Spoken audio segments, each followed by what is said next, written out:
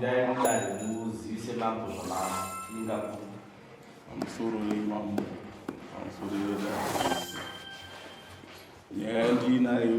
yekutiyo vambanje vakapfuura munhu akapararira mumunda mangu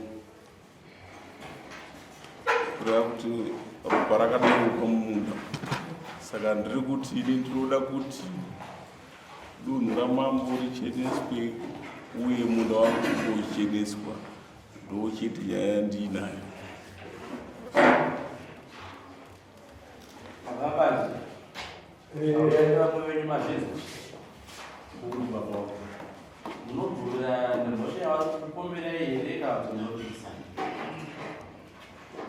Pamusoro wedada nyaya iyi haisisikireti, inyaya yakaitika zvechokwadi.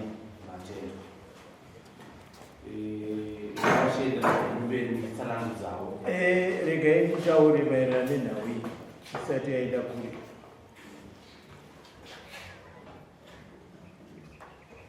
Ndazwa inini pataurwa kuti ndinoda kuti muchenese pamunda pangu, ndinoda kuti muchenese dunhu ramambo.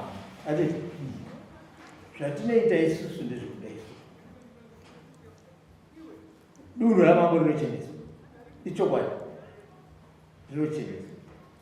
Asi nhau iyi inhau yokuti hatikwanisi kuti tiitaure apa.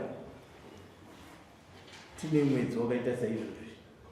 Inyaya yatinotouchira, mwedzi wakapera touchira, tinoitaura yauchirwa kudaro. Nokuti inyaya yeropa rakadeuka mudunhu. Hatizi?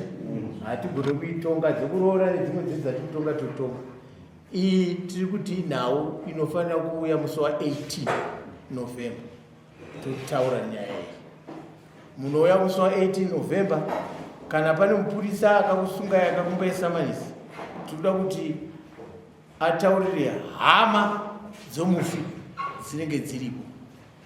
Nokuti chinochenurwa nevaridzi vane ropa rakadeuka, ndizvo? Vanofanira kunge varipo.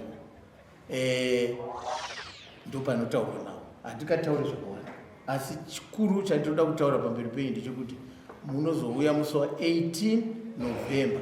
Ndo patinofanira kutaura nyaya iyi. Pane hama dzomufi mbabadzo.